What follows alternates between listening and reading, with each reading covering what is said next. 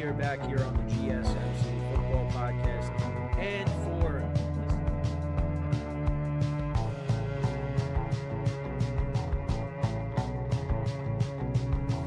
all right, and we are back here on the GSMC Football Podcast. And for the final.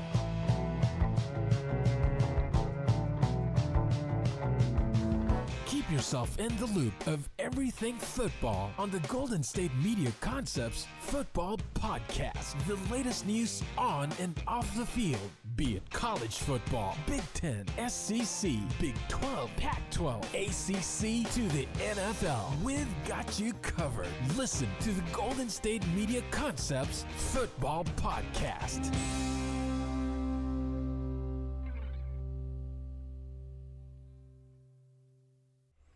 And welcome everybody to another edition of the GSMC Football Podcast, brought to you by the GSMC Sports Network. As always, I'm your host, Kenneth Grunfelder, and it's great to have you guys here on this Tuesday.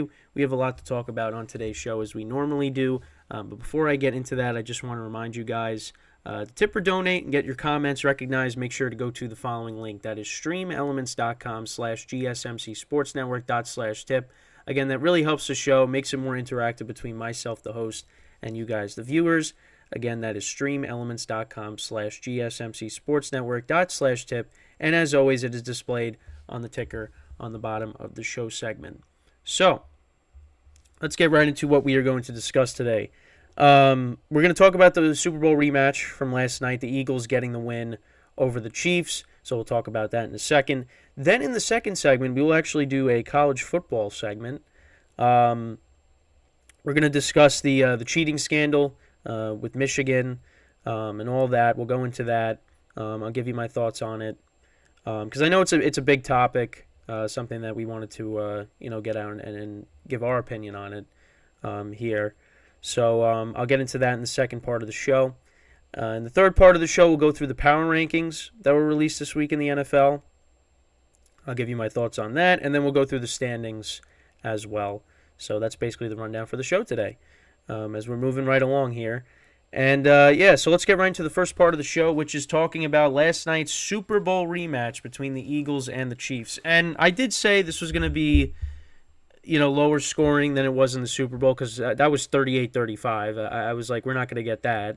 But my takeaways from this game, Eagles, I think, are the best team in football. That's one thing.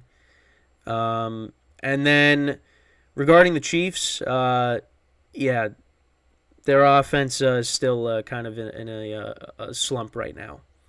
But also their defense, again, it showed out last night. I think they sacked Jalen Hurts 5 times. The defense played really well. It's the offense that let them down. Scoring 0 points 3 weeks in a row in the second half. You would not expect that from the Kansas City Chiefs. But that's the case. Their offense does not look good right now, and drops are a problem for this team. I think they lead the NFL in drops with 26, and the biggest drop of the night was Mahomes heaving that long pass downfield to Marquez Valdes-Scantling, and he dropped it. And that would have set up, I don't think it would have been a touchdown. It would have set up 1st and goal from like the 1-yard line, and they probably would have scored, and that would have put them up by 3, and the Eagles would have had to go down the field to try to tie it. But that was not the case. It was a tale of two halves. You had the Chiefs dominating the first half, going into halftime up by 10, and the Eagles, they shut them out in the second half, and they got the win. Jalen Hurts was not playing good. Like I said, he was getting sacked all over the place. He threw a pick, which I didn't realize this, but that was to L'Jarius Sneed, and A.J. Brown ripped it out and got the ball back. And for some reason, they didn't reverse. They didn't change the call. And the Chiefs maintained possession. I honestly didn't realize that. I did not realize that. But, so that ended up happening. But the Chiefs got the ball. I don't know what happened on that ensuing possession. So, Yeah, so that was then they traded interceptions. So then the Chiefs went down the field, they got in the red zone, and then Mahomes threw the pick to Kevin Byard, obviously the Eagles' new acquisition. That was intended for Justin Watson. So yeah, they traded picks, so that didn't really do anything. Eagles punted. Chiefs went up 14-7. Travis Kelce scored a touchdown from 4 yards out, and then the Eagles punted, and then Harrison Butker kicked a field goal, 43-yard field goal to end the half. So yeah, the Chiefs were up by 10.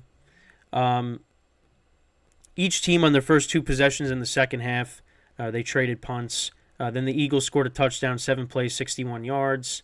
Jalen Hurts had a rushing touchdown, so that made it a 3-point game. And then the Chiefs fumbled.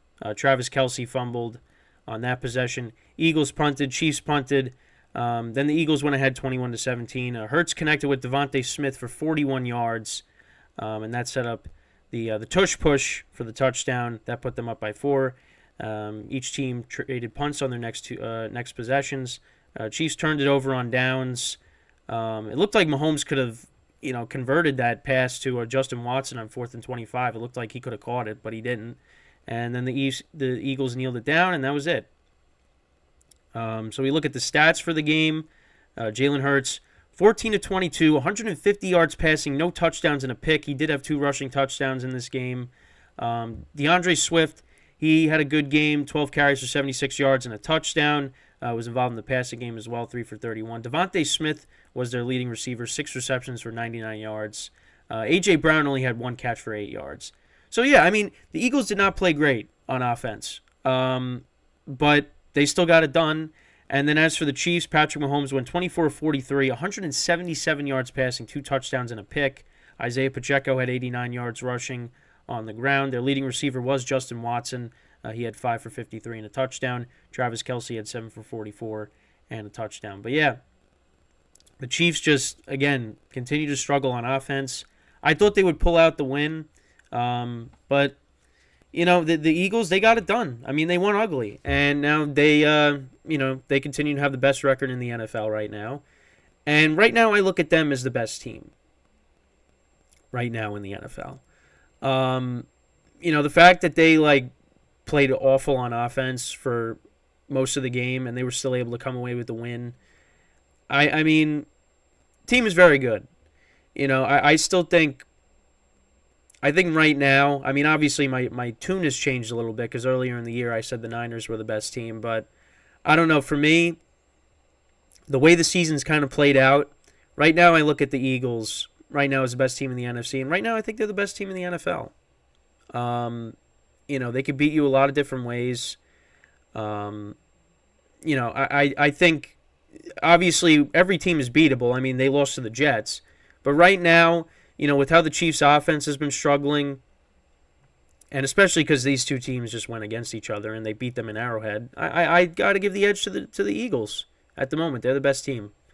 That doesn't mean that the 49ers can't go in there in a couple of weeks and beat them. It's possible. But I think right now, when you're talking about the best team in the NFL, I think right now it's the Eagles. I got to see what the Niners can do when they play them.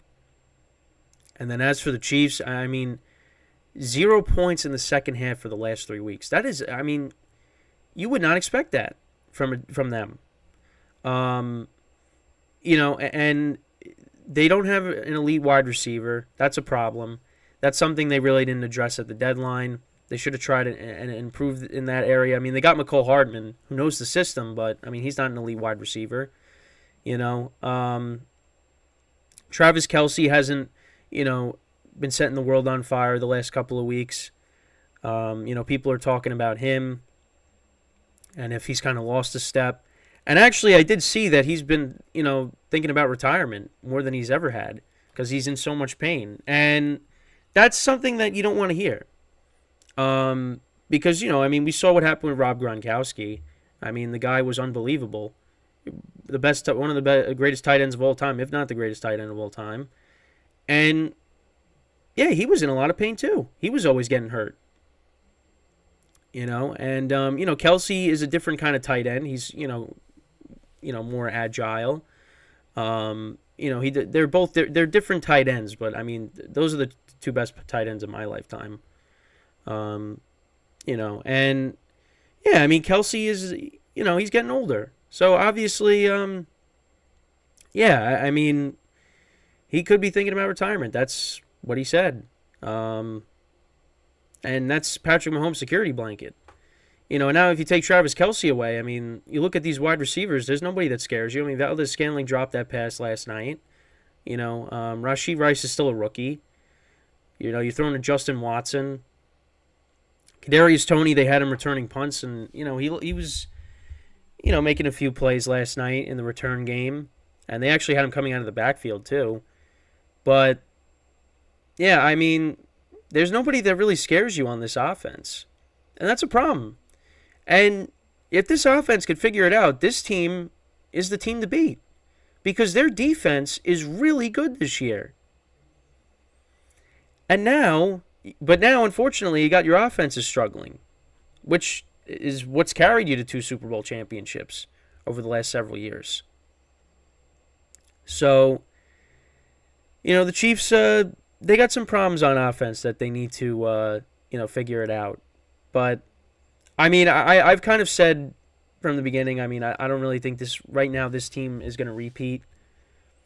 Because right now on offense, they're not looking that good. Like I said, they got their issues. I think what's going to have to carry them this year is their defense. At the moment. I mean, it's a problem.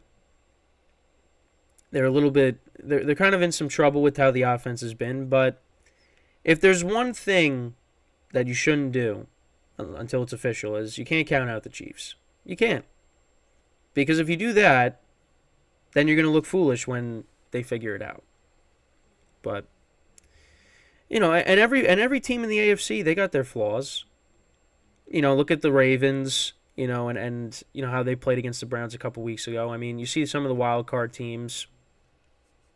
The Steelers with their quarterback issues, and well, I mean they fired their offensive coordinator Matt Canada, so he's gone, which is about time. The Browns, their quarterback situation now,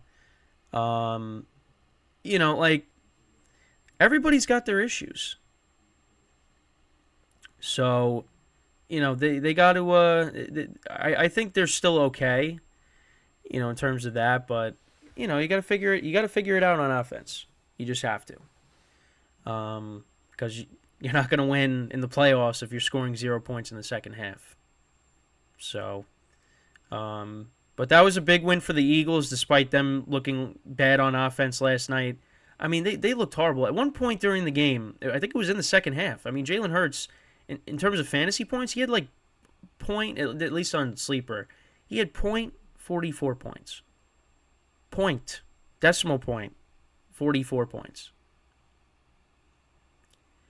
I mean, they couldn't do anything, and then they woke up. And you figured that was going to happen, because, yeah, you can't, I mean, the Chiefs had to, they never put down the knockout punch. They never had that knockout punch, and the Eagles, they slowly but surely came back into the game. And Hurts connected with Devontae Smith on that nice long pass, and they took the lead and they didn't look back. The Chiefs, they couldn't overcome that. So, yeah, but it was a good game. It was a definitely not as high scoring as the Super Bowl, of course. I finished with 8 wins on the week in the spread pool. Eagles covered, but they also won. I didn't have them winning. But, yeah, so Eagles get the redemption on the Super Bowl there. But they obviously got their sights on a Super Bowl. So we'll see. But they right now I think they are the best team in the NFL at the moment. With that, we are going to take our first break of the show. And then when we come back, we're going to talk about some college football. We're going to get into talking about the Michigan cheating scandal. I'll give you my thoughts on that when we come back from our first break of the show. So stick around, and we'll be right back here on the GSMC Football Podcast.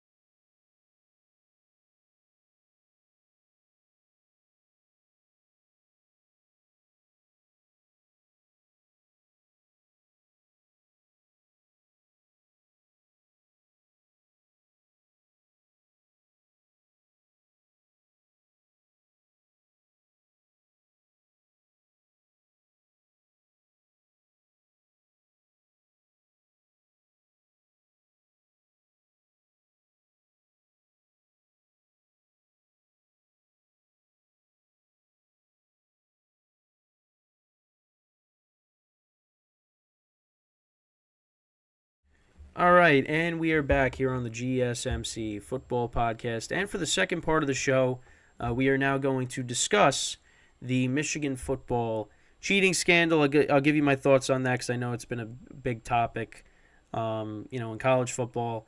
So I'll talk about it. I'll go through a timeline of what's happened with the situation. I was looking at an article on College Football Network and .com, and that basically has a timeline of pretty much everything that's kind of gone on with this whole scandal. So I was kind of just going to go through that. I did see, though, because I was watching a little bit of First Take before I came on. Actually, Michigan is playing Ohio State this week, I believe, and they were talking about how this loss could be very detrimental to Michigan making the college football playoff this year. And it is a home game for them, so that at least helps. But if Ohio State loses, they still have a better chance of making the playoff than Michigan. So that's a huge game. That's a rivalry game. So we'll see what happens with that. But yeah, I just thought that was interesting. So to kind of go through the timeline of this. So on October 17th of this year, of course, there was a investigation of Michigan, and they, because that opened the door for that. And then the next day, the NCAA informed the Big Ten and Michigan that they have opened an investigation and allegations that the program had contravened the rules that states off-campus, in-person scouting of future opponents is prohibited. So then on October 19th, Jim Harbaugh, the head coach, issued a statement saying he really had no idea, had no knowledge of what was going on with this situation. So then on October 20th, Connor Stalions, who was one of the main culprits in all of this, was suspended without pay by the Wolverines, pending the conclusion of the investigation. So basically, with Stalions, so he supposedly purchased tickets over these last few years, where he would, sit behind opposing teams' sidelines, and he would take videos of the sidelines to get the signs. So this was a sign stealing scandal, and of course, if you've seen me talking about baseball, I do bring up the Houston Astros and their cheating scandal of their sign stealing a lot. So here we go with more sign stealing. So ESPN reports that Stalions purchased tickets for more than 30 games over a 3-year period, citing sources from 11 different schools across the country. A later report puts the number at least 35, with the Michigan analysts visiting 17 stadiums. So the Washington Post then on October 25th reported that sources expect the Michigan sign-stealing operation to cost more than $15,000. The report includes the information that the Wolverines were expecting to have individuals at over 40 games across 10 opponents on the Michigan football schedule. On October 26th, ESPN reports that NCAA enforcement staff have arrived in Ann Arbor as part of the investigation into the Michigan sign-stealing scandal. So yeah, I mean, it was just it's a mess. Former football player and coach alleges that he was paid to attend Big Ten games by Stallions. Those games included at Rutgers and Penn State in 2022, plus the Penn State game against UMass this season. So yeah, but like I said, Connor Stallion's the main guy behind one of the main guys behind all this. So on November 4th, he quits the university, issuing a statement via his attorney that suggests his decision is entirely to avoid distraction of the football program. He does, however, issue a defense or alibi, if you will, for the Wolverines head coach. But yeah, so Jim Harbaugh ended up getting suspended for 3 games, and that ended up happening last week on November 10th. But it said Harbaugh will be suspended from in-game coaching but permitted to coach during the weeks. So, and yeah, I mean, he was doing, I saw him doing press before I came on. So, Harbaugh would be suspended from in-game coaching in games against Penn State, Maryland, and Ohio State. So, yeah, and then also there's an article that came out recently that there was a booster involved in this. So it was known as the name is Uncle T, alleged to have helped finance the sign stealing scheme. He reportedly contributed to thousands of dollars to cover expenses for in-person scouting by Connor Stallions. So, yeah, just more people involved in it. So yeah, like there were some people that have lost their jobs over this. Jim Harbaugh's in kind of hot water right now. There were reports that said so he did get an extension, but it seemed like Michigan. There were reports that they took it away, but then I saw that wasn't the case. So I don't really know. But yeah, it's kind of a mess right now with what's going on, and obviously Michigan was kind of playing the victim card. You had the coach crying after the game, after their win a couple of weeks ago.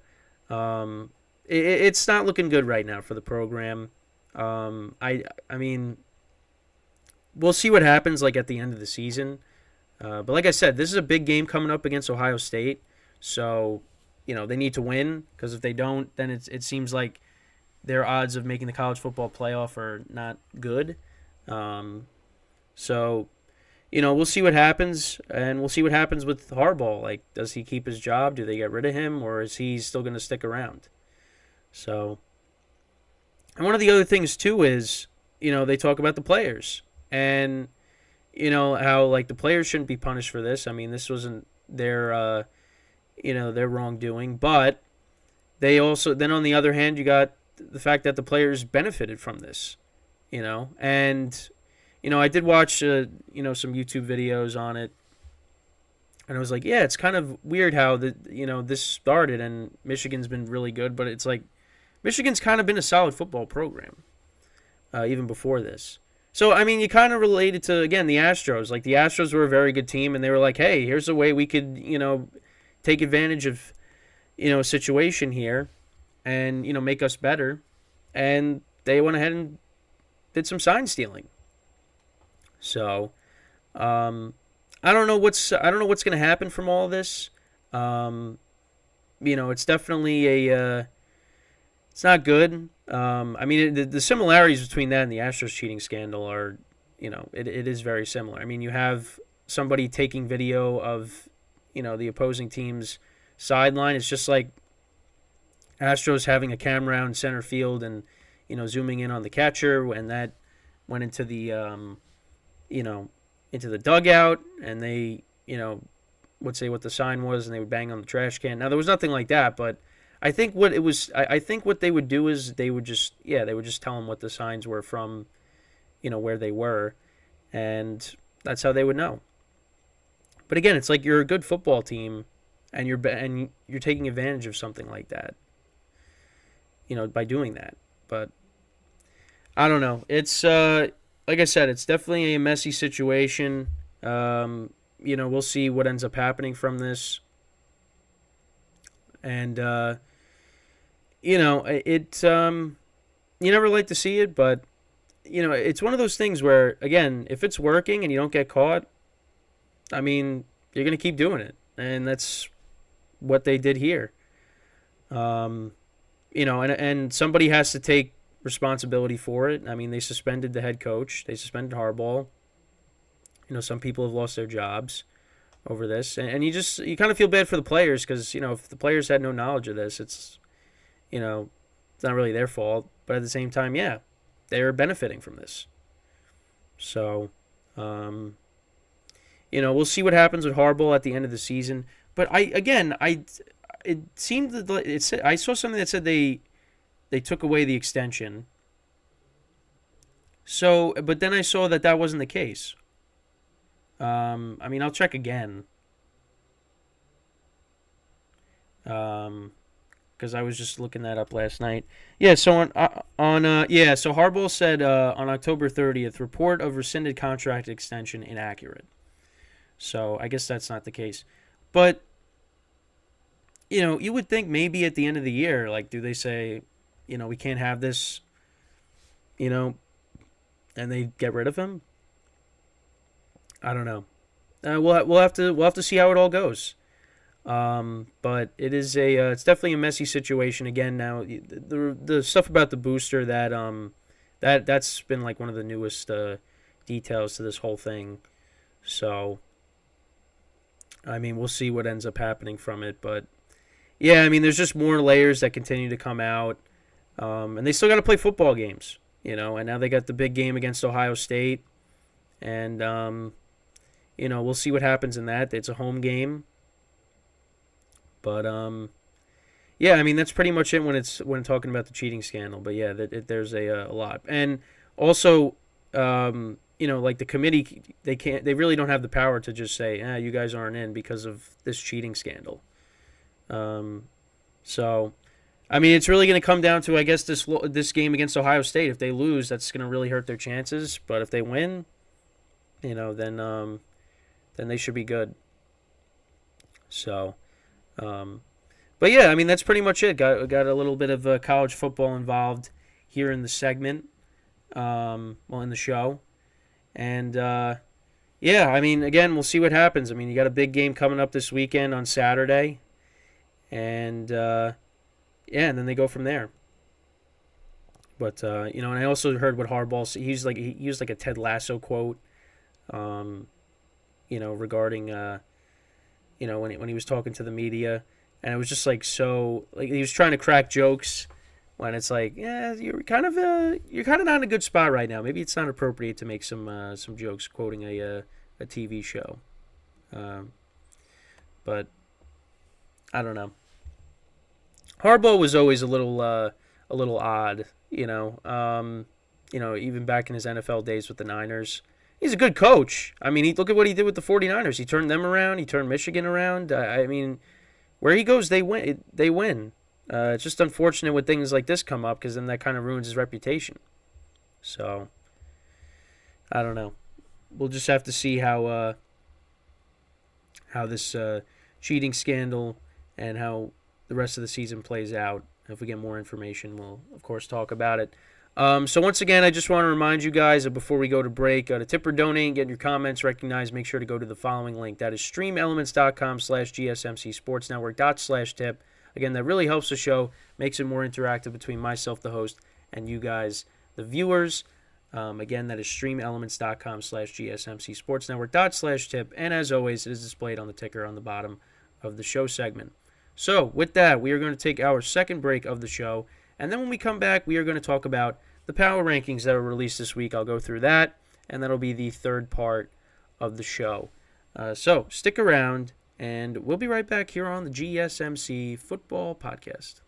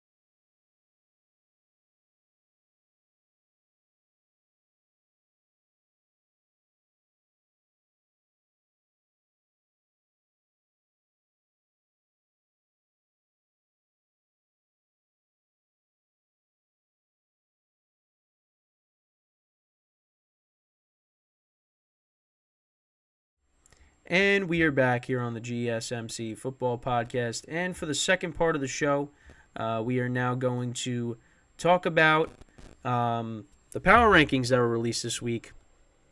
And I'll give you my thoughts on that. We'll go from the bottom to the top. And, so like we normally do. And then actually we might squeeze in the college football power rankings as well. We'll go through that towards the end of the segment here. So, starting at 32 here, we got the Carolina Panthers. I mean, no surprise there. 1-9 on the season. It's been really rough for them. It just has. And the Bears have the number 1 overall pick because of that. Panthers look like they got to be kicking themselves for taking Bryce Young over C.J. Stroud. Yeah, it's been bad. Patriots at 31, no surprise there. 2-8. They'll be playing the Giants this week, who picked up their 3rd win on the season.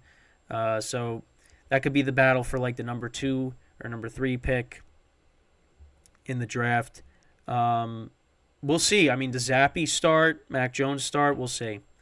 Cardinals, they're back down to 30, losing a close game to the Cardinals, losing a close game to the Texans, and they had their opportunities. They did. They forced C.J. Stroud into 3 interceptions, but they just couldn't get it done, and they lose a close game there. The Giants moving up to 29. Tommy DeVito, 3 touchdowns the other day against the Commanders. The Giants, no matter how bad they are, they just continue to own the Commanders. I wish they could do that to other teams, but for some reason they just own the Commanders. So at least our dominance against them continues. And it's funny because Zach Wilson got benched, right? Zach Wilson has never had a game where he's thrown 3 touchdown passes. Tommy DeVito did that in his 2nd career start. I mean, what else is there to say? Really. So the Giants, they picked up the win. That kind of hurts their chances with getting the top pick at the moment. I mean, but it's nice to see them win. It's nice to see Saquon Barkley running the ball. Kayvon Thibodeau, 10.5 sacks on the season. So, for all the people that were calling him a bust, and, I was getting a little nervous myself, but he's going to be a good player. He is. And, the Giants, they got to continue to build this team, and I'm hoping that, Joe Shane can do that. But, this year was rough for the Giants. So hopefully next year things are different. 28, you got the Bears at 3-8. They showed some good things against the Lions.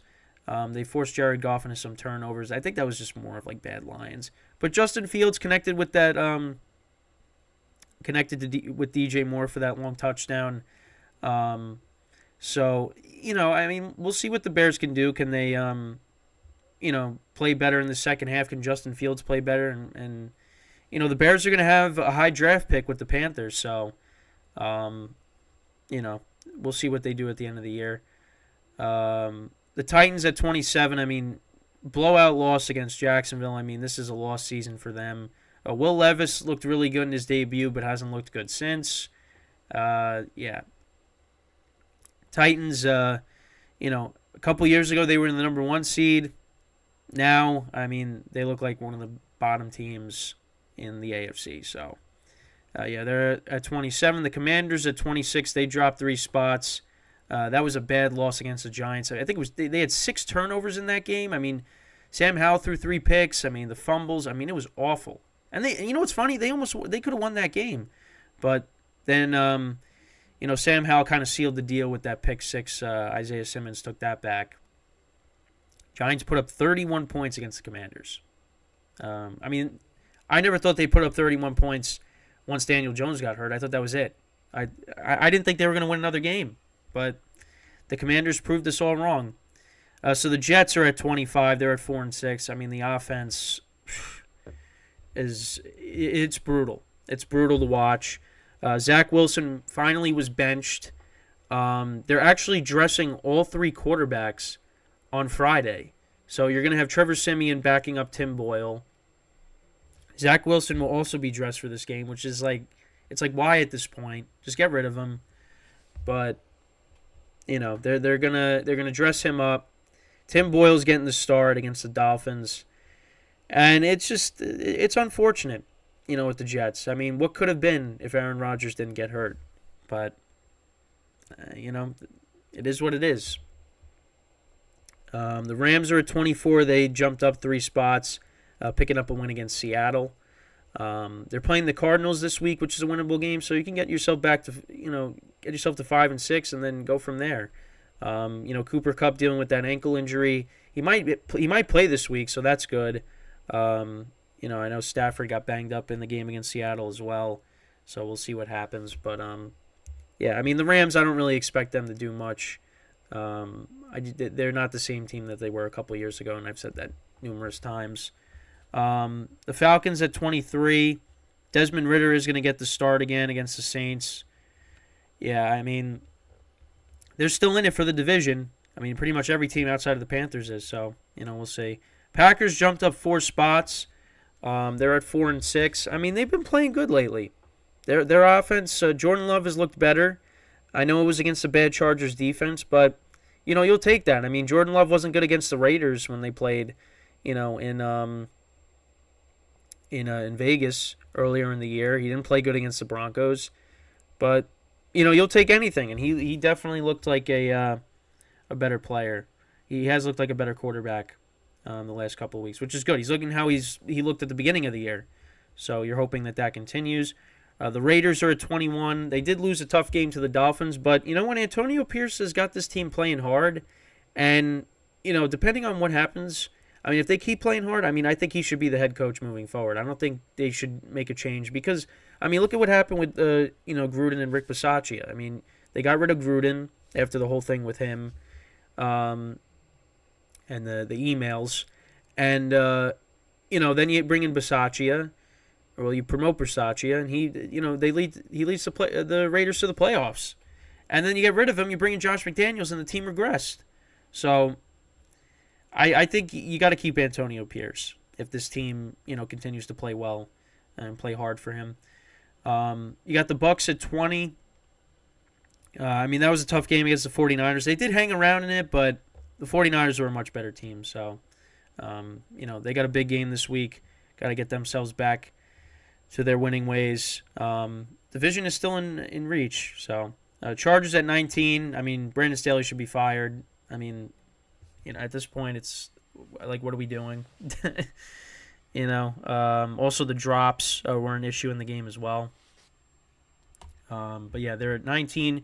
You got the Bengals at 18, dropping 6 spots. It's a lost season for them now that Burrow's out. It's just unfortunate because they were looking like one of the best teams in the NFL, and then of course he gets hurt and he's done for the year. The Broncos at 17. They've rattled off 4 games in a row, back to 500. The defense is playing better. So let's see. Let's see what they could do here. Colts at 16. They're 5-5. I don't really expect them to do anything, but you got to give them credit. They're not a bad team. If they could go out and have a good draft and a good free agency, in the offseason, this is going to be a good team next year. You got the Saints at 15 at 5-5. I just don't really trust them. They've just been so inconsistent this year. The Vikings are at 14, lost that tough game to the Broncos, but I still look at them as the team that's going to make the third wild card. The Steelers at 13, they let go of Matt Canada finally, so we'll see if the offense can turn it up. Seattle dropped down to 12. They lost that tough game to the Rams, and now they got the 49ers on Thursday. Geno Smith might be playing, but we'll see. If not, it's going to be Drew Lock. And if it's Drew Lock, it's going to be rough. Then you got the Bills at 11, jumped up 3 spots. Let's see. They fired their offensive coordinator. They looked better. You could also make the argument that the Jets' defense mailed it in. But, Bills are still in it, over 500 now. Texans are a top 10 team. C.J. Stroud has thrown 3 picks. Well, did throw 3 picks in the game against the Cardinals, but they still won. Now they got the game for the division against the Jags, so we'll see what happens. Browns are at 9. That was a big win against the Steelers. This team looks like they're still going to make the playoffs despite, what's going on at the quarterback position. DTR getting his first win in the NFL. So congratulations to him. I know he was in tears after the game. So yeah, Browns 7-3, Jags 7-3, blowing out the Titans. They get back on the right track, and yeah, big game coming up against the Texans. Then you got the Cowboys at 7-3. Another big win over the Panthers. They play on Thanksgiving, of course, against the Commanders. Big spread there. I still don't know what to do with those games. So I got to pick somebody. At 6, we got the Dolphins at 7-3, winning against the Raiders. Achane got hurt in the game, but it was. They said it was for precautionary reasons, but we'll see why he didn't come back into the game. But we'll see what happens with that moving forward. The Chiefs dropped down 3 spots to 5. Yeah, the offense has not looked good. That's really why. You got the 49ers, the Lions, the Ravens, and the Eagles as your top 4. I'd probably put the 49ers over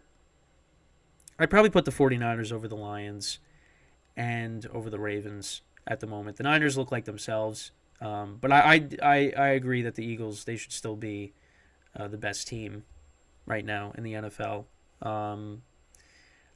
But we'll find out in a couple of weeks, because when do the Niners and the Eagles play each other? They play each other week 13, so in a couple of weeks. And right now, they're 2-point favorites in that game. So that is a humongous game. Really looking forward to that. And we'll see what happens, because that's going to determine who the best team is. Record-wise. Well, that's going to determine who gets home field advantage. I'm going to say that's going to determine maybe who gets home field advantage. But right now I still look at the Eagles as the best team. Lions, their defense, has not played well the last couple of weeks. So we'll see what happens. But yeah, those are the power rankings in the NFL. So we're going to go through the power rankings in the in college football really quickly, as we got some time left here. So, I guess we could do the whole thing. So this is like the top 25. So you got Kansas, Tulane, Oklahoma State at 23, Utah at 22, Kansas State at 21, North Carolina at 20, Notre Dame at 19, Tennessee 18, Arizona 17, Iowa 16. And that's a team that, I've watched a little bit. It's crazy. Like, their defense is really good, but their offense just cannot score points. You look at some of these scores, like 15-13, 10-7, losing 12-10, 15-6. It's crazy. But yeah, they're at 16. LSU is at 15, Oklahoma 14, Ole Miss 13, Penn State 12, Oregon State 11, Louisville 10. Again, me not being like the biggest college person, it's just funny when you got some teams that you see as good basketball schools. Well, Louisville actually was. When was it? It was last year. Yeah, they were bad last year, in basketball. But yeah, they're in the top 10. They're 10th. Missouri is 9th. Alabama's 8th. And again, I'm going off of CBS, but it's just it's weird that they are that low. You'd expect them to be in the top 4, but yeah, they're 8th. Texas is 7th. Oregon is 6th. Washington is 5th. Florida State 4. Michigan 3. Ohio State 2. And, of course, Georgia is at 1. Georgia being up there is no surprise. They've been one of the best teams the last, several years, of course. Winning the national championship last year. But, yeah, got some more college football in there, too, going over the power rankings. So yeah, and again, big game this weekend between Ohio State and Michigan. So we'll see how that goes. Georgia plays Georgia Tech on Saturday. Florida State plays Florida. Washington, they play Washington State. Oregon plays Oregon State. Yeah, so that's some of the matchups. Alabama this week, they play Auburn. Yeah, so it's rivalry week this week. That was a tongue twister right there. So yeah, we'll see how those games go. And with that, we are going to take our final break of the show, and then when we come back, we're going to look at the current standings in the NFL after Week 11. I'll go through that, and that'll be it for the show today. So stick around, and we'll be right back here on the GSMC Football Podcast.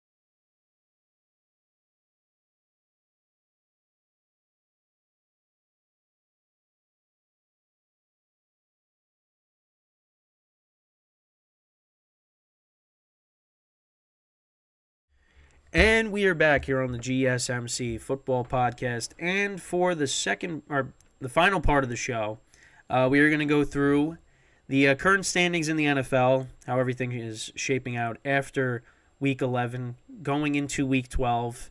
We're moving right along here in the season. And we got the lines out in my spread pool for this week. And, listen, I take a lot of pride in the Thanksgiving games. I tend to do very well on Thanksgiving. There's only been, since I've been doing the spread pools, the worst I've done is gone 1-2. Pretty much every other year, I'd either go 3-0 or 2-1. But this year's going to be tough because I have no idea who to pick in the games. Now, I shouldn't say I have no idea for any of the games. The 49ers is the only game where I'm like, I'm taking the Niners. That I have confidence in doing that. The other two games, I'm not very sure. But I will go into that tomorrow because tomorrow is Thanksgiving Eve. We have no show on Thursday for Thanksgiving, but we'll be back on Black Friday, of course. So I'll do my picks for the Thanksgiving games tomorrow. But yeah. I'm really nervous because I'm not trying to do bad on Thanksgiving because it's going to ruin it for me. No, it's not really going to. But I still want to do well. All right, so enough of me rambling on about that. Let's get into the current standings here. So, in the AFC, right now, at this current moment, you have the Ravens at 8-3 as the number 1 seed. Played on Thursday, defeating the Bengals without Joe Burrow. They're playing the Chargers on Sunday night. So, right now they have a half-game lead over the Chiefs, the Jags, and the Dolphins. Those three teams are all tied at 7-3. Every team has their question mark. The Ravens, they're inconsistent. Chiefs' offense has been struggling. Jags have been inconsistent offensively as well. The Dolphins, they can't beat good teams. So all those teams have their issues, and then you go look at the wild card. The Browns have the top spot 7-3, the Texans 6-4, the Steelers 6-4, and then right behind them, a half game back, is the Bills at 6-5.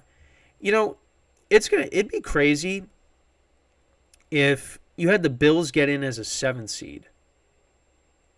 Now, they haven't been great this year, but you still wouldn't want to play them. Especially if there's a 7 seed. Because right now the Steelers, you look at their point differential, 166 to 195. Points allowed 195. Points scored 166. That is unbelievable. And they're 6-4. And they lost 13-10 the other day. Listen, the credit to Mike Tomlin, really. So yeah, you got the Bills, who are 6-5, a half game back. The Colts are 5-5, 1 game back. Broncos are 1 game back. Bengals are 1 game back. Raiders are a game and a half back. Chargers are 2. Jets are 2. And the Patriots and the Texans are Titans. Titans are 3. Patriots are 4 games back. But, yeah, right now, you like the Browns to make it. The Texans are in a good spot. The Browns got at Denver, which is going to be tough, at the Rams, which I think is still kind of a tough game. That's not a gimme, but I think they could definitely win that. home against Jacksonville, home against the Bears, at Texans, home against the Jets, at Bengals. So I think they get to. I think they still get to 9-10 wins and make it, but yeah, I mean it's the quarterback situation is ultimately what's going to hold them back. The Texans, I mean, they're in a good spot because right now, I mean, I take their offense over the Steelers' offense, over the Browns' offense. You take them over the Colts. I'd probably take them over the Broncos too. I think the Texans get in right now at this moment. The Steelers, we'll see how they are now with Matt Canada out of the fold. Does the offense, finally wake up, or is it going to be more of the same? But we'll see. I mean, it's jam-packed, and all these teams are playing each other down the stretch. So, I mean, this could all change. So, then we move on to the NFC. So, right now you got the Eagles as the number 1 seed, 9-1 on the season. You got the Lions at 8-2 as the number 2 seed, the Niners 7-3, the number 3 seed, and then you have the Saints who are 5-5 as the number 4 seed. So which one of these things is not like the others? The Saints, they're just happy to be there because the NFC South just is a mess. I'm hoping the Bucs still win it, but the Saints, you would think that's the team that should win this division. It should be. But, who knows.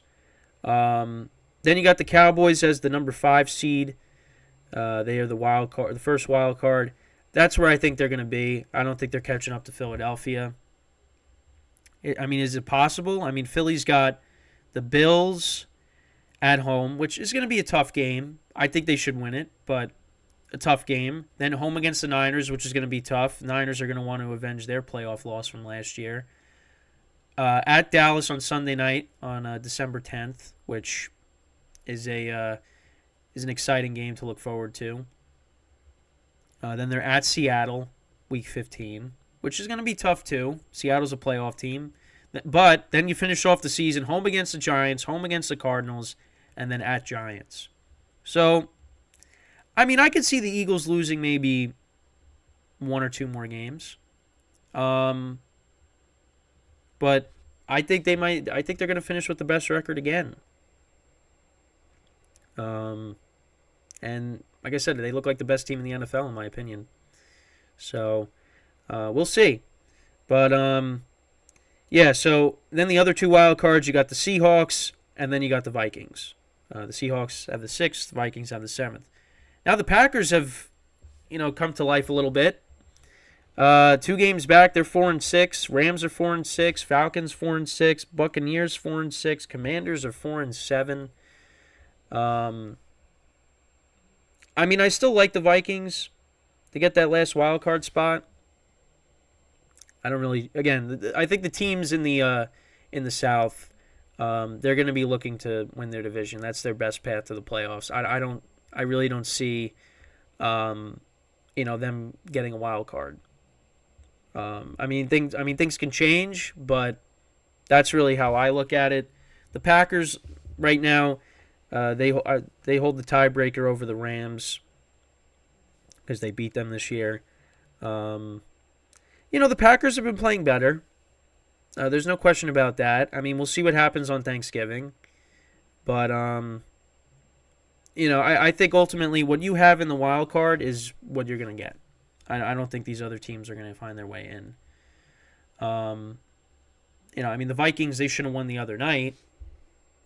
But, they turned it over 3 times. That's not what you want. They got the Bears coming up at home. Then they're at the Raiders, at the Bengals with no Burrow, home against the Lions, home against Green Bay, at the Lions. I mean, I think they get to 9 wins, and I think they make it. And I don't really expect them to do anything after that. I think they're done after that. I don't see them going far in the playoffs. But you got to give them credit. I mean, they looked like they were going to have a bad season, and they turned it around, even with Kirk Cousins being out for the year. So, got to give them credit for that. Yeah, I mean, we talk about the South having to host a playoff game, but whoever wins the South is going to be playing the Cowboys. So, that'll give Cowboy fans something to be happy about if the Cowboys are locked into this spot. But yeah, that's good for the Cowboys because the Cowboys are better than any team in the NFC South.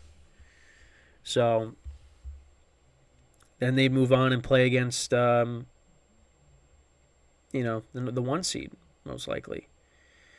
But yeah, I mean it's we'll see what happens. I don't think the Cowboys are going to catch up to the Eagles, but I think they can win against them at home against when they play each other on Sunday night in a couple weeks. 'Cause I don't think the Eagles are going to go 15-1 or 16-1.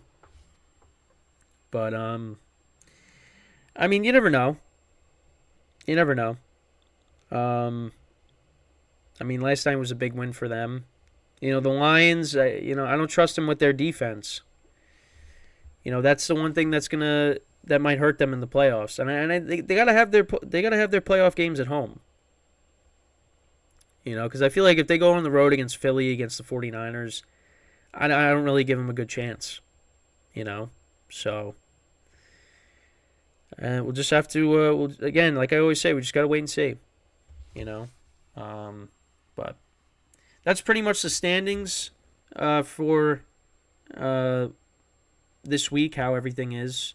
I mean, the NFC South, who knows who's going to win it? It might be how it was last year. You might have a team that wins 8 games and misses and makes the playoffs. But